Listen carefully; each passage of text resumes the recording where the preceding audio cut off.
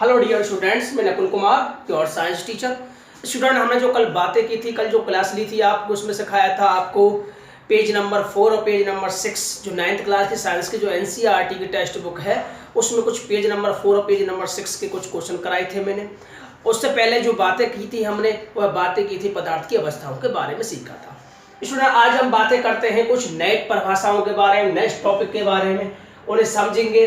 और बहुत सारे कंपटीशन लेवल के जो क्वेश्चन होते हैं, जो हमारे पेपर में अक्सर पूछे जाते हैं, या जो हमसे कोई आपस में पूछ ले, या हमें कहीं ना कहीं रुकावट उत्पन्न करते हैं, उन परिभाषाओं के बारे में सीखेंगे। क्लियर स्टूडेंट, मैं उम्मीद कर रहा हूँ आज जो क्लास है सबसे महत्वपूर्ण क्लास होगी आपकी, और आपको अच्छे समझ में आएगा। बस आप इन्हें फेयर में भी नोट करें या स्क्रीनशॉट ले लें, जरा समझें। स्टूडेंट, सबसे पहले मेरा जो क्वेश्चन होता है, मैं आपसे पूछूं क्वेश्चन में कि क्या पदार्थ अपनी अवस्थाओं को बदल सकता है? क्या पदार्थ अपनी अवस्था को बदल सकता है? कहने से मतलब यह है कि कोई सॉलिड फॉर्म में है, कोई पदार्थ ठोस है, क्या वो द्रव अवस्था में बदल सकता है? क्या द्रव से गैस में हो सकता है? क्लियर, मैंने क्या कहा कि कोई पदार्थ हमारे पास ठोस है, वो द्रव में बदल सकता है या नहीं, या द्रव से गैस में बदल सकता है या नहीं। स्टूडेंट, इस बात का हम प्रयोग करेंगे, हम सीखेंगे कि क्या कोई पदार्थ एक स्टेट से दूसरी स्टेट में जा सकता है, चेंज हो सकता है या नहीं। क्लियर, तो ध्यान दे स्टूडेंट्स, जरा ध्यान दे, ये बहुत ही इंपॉर्टेंट क्लास होगी आज की आपके लिए। क्लियर, तो स्टूडेंट, हमने कहा है कि हमारे पास पदार्थ की अवस्था कितनी होती हैं? 3 अवस्थाएं होती हैं, ठोस, द्रव, गैस, और एक अन्य अवस्था पड़ी थी। स्टूडेंट, इस बात को समझाने के लिए मैंने कुछ प्रयोग भांति कुछ एपरेटस लिए हैं, उसके माध्यम से समझा रहा हूं, जिससे कि आपको ये टॉपिक रुचिकर लगे और समझ में भी बेहतर आए। क्लियर, तो स्टूडेंट ध्यान दें। स्टूडेंट, सबसे पहले मेरे पास क्या है, बीकर है।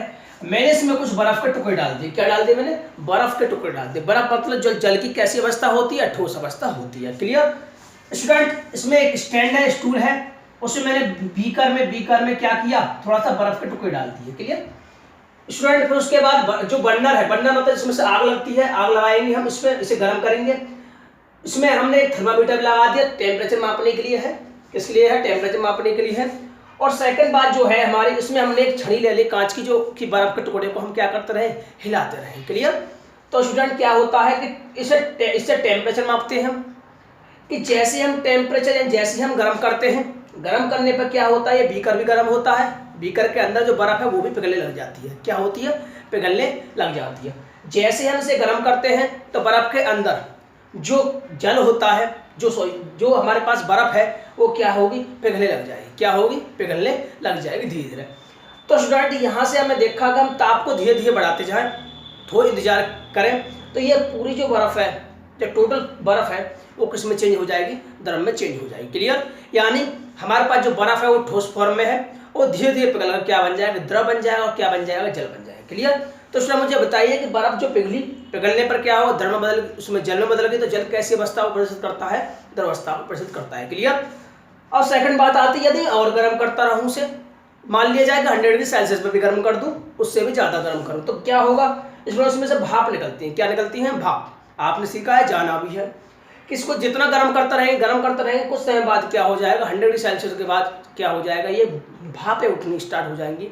तो उस भाप को हम क्या कहते हैं? गैसीय अवस्था कहते हैं। क्लियर, तो जल वाष्प उठने लग जाती है, उसे क्या कहते हैं हम? गैसीय अवस्था कहते हैं। जरा समझे स्टूडेंट, यहाँ क्या हुआ था, उस बात को मैंने इसमें लिखा है कि मेरे पास जो बर्फ है उसको मैंने क्या किया, सबसे पहले गर्म किया, गर्म करने पर जल बना, जल बनने से क्या और गर्म किया मैंने, तो जल वाष्प बन गया। क्लियर, तो जहाँ बर्फ क्या है, ठोस अवस्था है, ठोस अवस्था किसमें चेंज हुई? द्रव अवस्था में चेंज हुई, और द्रव जल से जल वाष्प बना, ये किस अवस्था में चेंज हुई? गैसीय अवस्था में चेंज हो गई। क्लियर, यदि सिस्टम को हम क्या करें, बेक करें, ठंडा करते जाए, तो ये क्या करेगा, जल वाष्प जल बन जाएगी, और जल से क्या बन जाएगी? बर्फ बन जाएगी। तो इसमें हमें इस बात समझ में आती है कि हम तापमान में वृद्धि करें या तापमान में परिवर्तन करें, या तो बढ़ाएं या कम करें।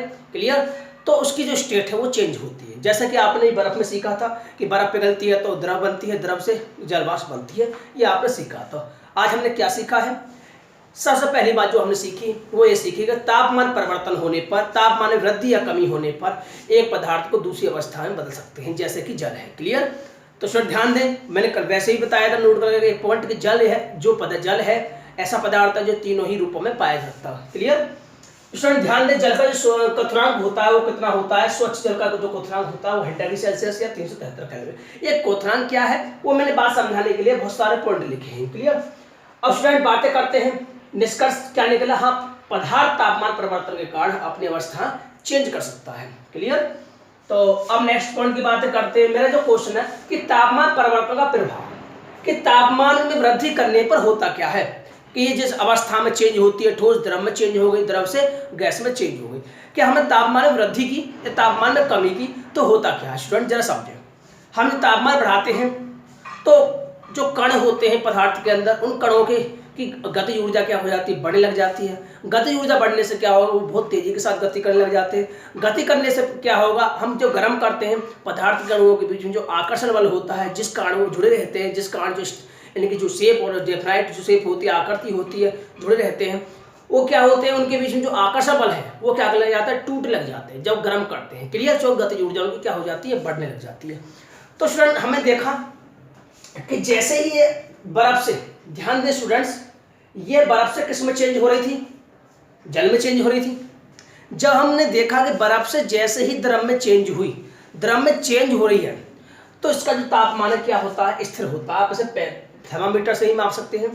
जैसे हम इसे गर्म करते हैं, गर्म करने पर क्या हुआ, ये बर्फ से किस में चेंज हो रही है, द्रव में। तो जिस टेम्परेचर पे द्रव में चेंज होगी, जब तक द्रव में चेंज ना होगी, पूरी तरह से द्रव में चेंज ना होगी, इसका तापमान स्थिर ही रहता है। ऐसा क्यों होता है, ध्यान देना।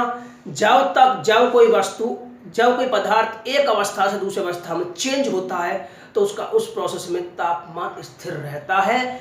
क्यों रहता है वो समझेंगे। जरा सी बात बता दूं, तापमान स्थिर इसलिए रहता है क्योंकि अवस्था परिवर्तन में जो ऊष्मा है वो ऊष्मा किस में जा रही है, अवस्था परिवर्तन में जा रही है। क्लियर। वो ऊष्मा कौन सी होती है, मैं नेक्स्ट बातें भी की है। स्टूडेंट अब बातें करते हैं कुछ और पॉइंट के बारे में, जरा समझे। हमने कहा है कि ठोस को हम द्रव में बदलते हैं, उसे कहते हैं संघनन। इस बात को मैंने ग्राफ के माध्यम से बताया है। देखो बुकों में क्या पता, ये बुक में हो सकता है यहाँ गैस लिखी हो, यहाँ हो सकता है द्रव लिखा हो। तो मैंने स्टूडेंट ध्यान रखना, ठोस द्रव, जहां भी ठोस द्रव होगा उनके बीच में संबंध क्या होगा, ये होगा। अगर मैं यहाँ गैस लिखता तो मुझे संबंध क्या लिखना पड़ता, ये लिखना पड़ता। क्लियर। तो वो गैस यहाँ लिखूंगा तो ये दोनों लिखने पड़ेंगे यहाँ। अगर मैं द्रव यहाँ लिखूँ तो ये तो कोई दिक्कत नहीं है, आगे ऊपर नीचे कर लो, कोई दिक्कत नहीं, बस प्रक्रिया को समझना चाहिए। स्टूडेंट ठोस का द्रव में बदलना क्या कहलाता है, संघनन कहलाता है। यानी ठोस जिस ताप पर, ध्यान रखना, संघनन के बारे में बात करता हूं। सबसे पहले ये ग्राफ के बारे में समझा दूं कि ठोस का अगर द्रव में बदल जाते हैं उसे कहते हैं संघनन। अगर उल्टी बात करूं मैं, द्रव से किस में बदल जाता, कोई पदार्थ द्रव से किस में बदल जाए, ठोस में, यानी द्रव क्या हो जाए, ठोस में बदल जाए, उसे कहते हैं हिमांकीकरण या उसे कहते हैं जमना। क्लियर। उसके बाद द्रव से किस में बदलती है, गैस में, तो उसे कहते हैं वाष्पीकरण कहते हैं। और गैस से द्रव में बदले उसे क्या कहते हैं, संघनन कहते हैं। क्लियर। गैस से किस में बदले, मैंने क्या कहा, गैस से किस में बदले, द्रव में बदले, उसे कहते हैं संघनन। क्लियर। स्टूडेंट अब बातें करें नेक्स्ट की। तो ठोस से जो गैस में बदलता है उसे कहते हैं ऊर्ध्वपातन क्रिया। क्या कहते हैं उस क्रिया को, ठोस से सीधे गैस में बदल जाने की क्रिया को क्या कहते हैं, ऊर्ध्वपातन। ध्यान रखना, ठोस से द्रव में बदलने की क्रिया संघनन, द्रव से ठोस में बदलने की क्रिया हिमांकीकरण, और वाष्पीकरण क्या हो, द्रव से गैस में बदलने की क्रिया, और गैस से द्रव में बदलने की क्रिया को हम क्या कहते हैं, संघनन कहते हैं। क्लियर। बात समझ में आती होगी, रिवाइज कीजिए, बुक्स की भी हेल्प लो। उसके बाद ठोस से सीधे किस में बदल जाए, गैस में। आपने देखा हो कुछ पदार्थ ऐसे होते हैं, आपने बहुत सारे पदार्थ देखेंगे, पहले गर्म करते रहो, जैसा कि आप इसे क्या है कि ठोस है, पहले किस में चेंज हुआ, द्रव में चेंज हुआ, द्रव से किस में हुआ, वाष्प बना यानी गैस में चेंज हुआ। तो पहले ठोस किस में चेंज हुआ, द्रव में, और द्रव से किस में चेंज हुआ, गैस में। लेकिन स्टूडेंट ध्यान रखना, कुछ पदार्थ ऐसे भी होते हैं कि ठोस से सीधे किस में बदल जाते हैं, गैस में, तो उस क्रिया को तो हम कहते हैं ऊर्ध्वपातन। आखिरकार वो उदाहरण कौन सा होगा कि भाई ऐसा कोई पदार्थ का नाम बताइए कि ठोस किस में चेंज हो जाता है, सीधे गैस में चेंज हो जाता है। जबकि हमने देखा कि बर्फ को गर्म करते हैं तो ठोस द्रव में बदलता है पहले, और द्रव से फिर गैस में बदलता है। क्लियर। तो ऐसे एग्जाम्पल की बात करें तो ऐसा एग्जाम्पल है कपूर। क्लियर। क्या होता है जरा समझे स्टूडेंट। कपूर को जो हम कपूर के टुकड़े लिए, हमने क्या लिए, टुकड़े, क्या एक टुकड़े को हमने प्याली में लिया, जो चीनी मिट्टी की जो प्याली होती है उसमें हमने कुछ कपूर के टुकड़े लिए। कपूर के टुकड़े के जस्ट ऊपर कपूर के जो टुकड़े हैं उनको प्याली में रखा, और प्याली में रखने पर क्या होता है कि हमने प्याली के ऊपर उल्टा कीप रख दिया। क्या रख दिया, कीप को उल्टा करके रख दिया। हमारे पास ये कीप जानते होंगे आप, ये क्या होती है, कीप होती है। इस कीप को क्या कर दिया मैंने, इस कीप को उठा के उल्टा रख दिया इसको ऊपर। क्लियर, बात समझ में आती है, ये क्या है, कीप है। मैंने इस कीप को क्या कर दिया, उठा के कपूर के ऊपर धर दिया। मैंने क्या कहा कि प्याली में कुछ किसके टुकड़े लिए, कपूर के टुकड़े लिए।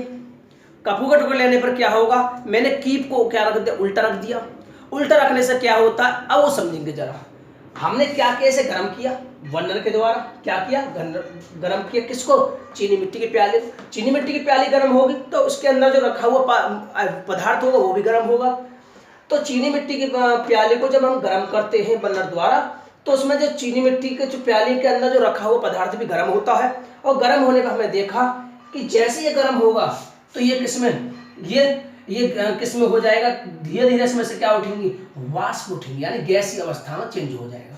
कि जो ये जो कपूर है ये सॉलिड फॉर्म में है, ठोस अवस्था में। जैसे हम इसे गर्म करेंगे तो उसमें से क्या निकलती हैं, गैसेस उठती हैं। क्या, वाष्प उठती है, क्या उठती है, गैस या वाष्प उठती है। क्लियर स्टूडेंट, इसके ऊपर हमने रुई का एक कॉटन का टुकड़ा लगा दिया। इस कीप के मुख को बंद कर दिया, किसके द्वारा, रुई के टुकड़े को, रुई के टुकड़े के द्वारा।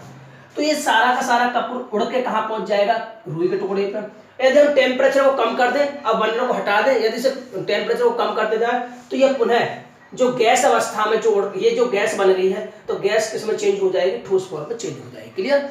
तो स्टूडेंट आपने सीखा कि कपूर को जब गर्म करते हैं तो सीधे किस में चेंज होता है, गैस में। ठोस गैस में चेंज होना ही क्या कहलाता है, ऊर्ध्वपातन कहलाता है। क्लियर। अब बात समझ में आती है, कुछ परिभाषाओं के बारे में बात कर ले, बहुत ही इंपॉर्टेंट परिभाषा है, जरा समझिए। क्वथनांक क्या होता है, बॉइलिंग पॉइंट क्या होता है। स्टूडेंट देखा होगा कि यदि हम किसी वस्तु को गर्म करते हैं तो एक साथ उसमें तो बुलबुले उठने लग जाते हैं। क्या उठने लग जाते हैं, बुलबुले। जैसे कि आप जल को गर्म करते रहो, गर्म करते तो एक समय ऐसा आता है कि वह गर्म क्या होगा, बुलबुले उठने लग जाते हैं उसके अंदर। क्लियर। तो क्वथनांक वह ताप होता है स्टूडेंट, वायुमंडलीय दाब पर वह ताप जिस पर द्रव क्या हो, उबलने लग जाता है। द्रव में से क्या उठने लग जाए, बुलबुले उठने लग जाते हैं, तो उसे क्या कहते हैं, उसे कहते हैं क्वथनांक। स्टूडेंट्स क्वथनांक के जस्ट नीचे ही लिख लेना नोट करके कि स्वच्छ जल का क्वथनांक जो होता है 100 डिग्री सेल्सियस या 373 केल्विन होता है। डिग्री सेल्सियस क्या है और केल्विन क्या है वो हम नेक्स्ट क्लास में सीखेंगे, नेक्स्ट टॉपिक में सीखेंगे। क्वथनांक के नीचे से लिख लेना नोट करके, ये आगे पीछे हो गया है कोई दिक्कत नहीं। गलनांक क्या है, गलनांक स्टूडेंट नाम से ही मालूम पड़ रहा है, गलना, गलना। तो वह न्यूनतम ताप, वह मिनिमम टेम्परेचर जिस पर कोई ठोस किस में चेंज हो जाए, किस में गल जाए, द्रव में बदल जाए। क्लियर। हिमांगीकरण क्या है आपने सीखा, ये जो टॉपिक संबंधित परिभाषा बताई है। हिमांगीकरण का मतलब है ठोस से किस में बदलना, द्रव। जिस ताप पर द्रव ठोस में बदल जाता है उसे तो कहते हैं, इस टेम्परेचर को तो कहते हैं हिमांक, और जिस यह जो क्रिया होती है उसे कहते हैं हिमांकीकरण। क्लियर, बात समझ में आती है, हाँ या ना बोलो, समझ में आती है। उसके बाद वाष्पीकरण क्या है, वाष्पीकरण आपने देखा है, वाष्पीकरण द्रव से किस में बदल जाए, गैस में बदल जाए। तो हम कहते हैं क्वथनांक से कम तापमान, जो क्वथनांक के बराबर तापमान होगा तो स्टूडेंट किस में चेंज हो जाएगी, वो है द्रव क्या हो जाएगा, उबलने लग जाएगा। तो हम कहते हैं क्वथनांक से कम तापमान पर क्या हो, देखा होगा आपने, अगर 1 लीटर पानी भरते हम तो धीरे धीरे वो उड़ने लग जाता है। कुछ समय बाद क्या हो जाता है, पानी की जो मात्रा है 2 दिन बाद 3 दिन बाद वो धीरे धीरे क्या हो जाती है, कम हो जाती है। क्लियर। जबकि हमने तो ऐसा गर्म किया नहीं है उसे, आपने किसी खुले पात्र को रख दिया, जल रख दिया किसी खुले पात्र में, तो क्या हो जाता है, धीरे धीरे कम होने लग जाता है। इसे कहते हैं वाष्पीकरण। कपड़ों का सूखना, पसीने का सूखना, ये सब वाष्पीकरण के कारण होता है, जरा समझेंगे। या हथेली पर हम पेट्रोल को रखे, ठंडी क्यों होती है, बहुत सारे एग्जाम्पल हैं। कूलर की हवा ठंडी की लगती है हमें, बहुत सारे एग्जाम्पल हैं। वाष्पीकरण से संबंधित बहुत सारे पॉइंट भी होंगे, वाष्पीकरण के कारक होंगे जो मैं नेक्स्ट क्लास में लेके आऊंगा। क्लियर। उसके बाद संघनन क्या है, संघनन स्टूडेंट, संघनन ध्यान दें, गैस किसे बदल जाना, द्रव में, यानी जो हमारी जलवाष्प होती है उठ के क्या हो जाए, वापस द्रव बदल जाए। तो गैस यानी जलवाष्प को ठंडा करें हम, क्या बदल जाए, द्रव में बदलने की क्रिया। ऊर्ध्वपातन क्या है आपने समझा था, ठोस को किससे बदल जाए, सीधे गैस में बदल जाए, जैसे कि क्या है, कप। निक्षेपण इसकी उल्टी क्रिया है, गैस सीधे काय बदल जाए, ठोस में बदल जाए, दोनों क्रिया बताई है मैंने। उसके बाद गुप्त ऊष्मा क्या, गुप्त ऊष्मा क्या है स्टूडेंट, जरा समझे। मैंने अभी बताया था, जब हम किसी वस्तु को या पदार्थ को गर्म करते हैं तो उसकी अवस्था जैसे चेंज होती है, अवस्था चेंज होने के समय, अवस्था के परिवर्तन के समय उसका जो तापमान क्या होता है, स्थिर रहता है। जबकि इसे हम क्या करते हैं, लगातार गर्म करते हैं, लगातार गर्म करते हैं, लेकिन उसका तापमान थर्मामीटर में वो क्या होता है, स्थिर ही रहता है। क्यों, क्योंकि अवस्था परिवर्तन में जो ऊष्मा हम दे रहे हैं वो किस में जा रही है, अवस्था चेंज करने में, ठोस से किस में बदलने में जा रही है, गैस में। तो ध्यान दे स्टूडेंट, तो ठोस से गैस में बदलने के लिए मैं परिभाषा लिखी है, ऊष्मा की वह मात्रा जो पदार्थ को यदि हम 1 ग्राम में स्थिर ताप पर अवस्था परिवर्तन में व्यय होती है, कि जब तापमान स्थिर हो जाता है और अवस्था चेंज होती है, जो ऊष्मा हमें चाहिए उसे क्या कहते हैं, गुप्त ऊष्मा कहते हैं। नाम में मालूम है गुप्त लिखा हुआ है, इसका मतलब छुपी हुई ऊष्मा। क्लियर? गलन की गुप्त ऊष्मा नाम में क्या है, गलन है। बस सिंपल सी बात है, गलना। गलने का मतलब ठोस से द्रव में बदलना। तो ठोस से द्रव में बदलने के लिए जो हमें गलनांक पर, ये गलती कब है, गलनांक पर। ऐसे ही अगर हम द्रव से कैसे बदले, गैस में बदले, तो उसके लिए क्या लगाया जाए, क्वथनांक लगा दिया। क्लियर? तो वायुमंडलीय दाब पर यदि हम 1 किलोग्राम ठोस पदार्थ को किसे बदले, द्रव का किस टेम्परेचर बदल जाता है, आपने सीखा है गलनांक बदल जाता है। तो वायुमंडलीय दाब पर 1 किलोग्राम ठोस को उसके गलनांक पर द्रव में बदलने की जो क्रिया हो, जो ऊष्मा की आवश्यकता होती है, उसे कहते हैं गलन की गुप्त ऊष्मा। यानी गलना का मतलब ठोस से द्रव में बदलना। ध्यान रखना इन दोनों परिभाषा में सेम है, बस यहाँ ठोस से द्रव में बदलने के लिए और यहाँ द्रव से गैस में बदलने के लिए, जो हमें या वाष्प बदलने के लिए जो हमें ऊष्मा की आवश्यकता होती है, उसे वाष्पन की कहते हैं, इसे गलन की कहते हैं। क्लियर? ध्यान दोनों में गुप्त ऊष्मा ही। स्टूडेंट, हम जो कल बातें करेंगे वह है वाष्पीकरण से संबंधित कुछ अन्य बातें करेंगे, वाष्पीकरण को प्रभावित करने वाले कारक की बात करेंगे। और स्टूडेंट, आप इन्हें जब तक रिवाइज करें, जैसे वाष्पीकरण से संबंधित बातें कुछ, जैसे कि आपसे पूछा जाए कि घड़े में जो पानी होता है वो ठंडा क्यों महसूस होता है, या कूलर की जो हवा है वो गर्मियों में अधिक ठंडी क्यों होती है, हम जो सफ़ेद कपड़े पहनते हैं ये क्यों पहनते हैं, गर्मियों के दिनों में सफ़ेद कपड़े जो पहनना हमारे लिए सुविधाजनक होता है। बहुत सारे एग्जाम्पल है। पेट्रोल के एसीटोन को हम हथेली पर रखें तो हमें वो ठंडी क्यों महसूस होती है। बहुत सारी बातें करेंगे। क्लियर? स्टूडेंट, आप इसे रिवाइज करोगे, फिर में नोट करोगे, और जब तक आप इस क्लास को रिवाइज नहीं करोगे, ये क्लास आगे की तभी समझ में आ सकेंगी, आगे क्लास तभी समझ में आ सकेंगी जब आपने पिछली क्लास रेगुलर समझी होंगी, रेगुलर रिवाइज किया होगा, और आप डेली के डेली नोट्स बनाए होंगे। और मैं उम्मीद कर रहा हूँ स्टूडेंट्स, आपने ये क्लास को बहुत अच्छे से समझा होगा, रुचिकर तरीके से समझा होगा। तो स्टूडेंट, आप रुचि के साथ पढ़ोगे तो आपको ये सारी क्लासेस समझ में आती है। आप सीधे इस क्लास में जुड़ते हैं, आपने पिछली क्लास को नहीं देखा होगा, ठोस द्रव गैस के बारे में नहीं जाना होगा, तो आपको ये क्लास बिल्कुल भी समझ नहीं आई होगी। क्लियर? तो स्टूडेंट, जब तक हम नेक्स्ट क्लास लाते हैं, जब तक के लिए नमस्कार।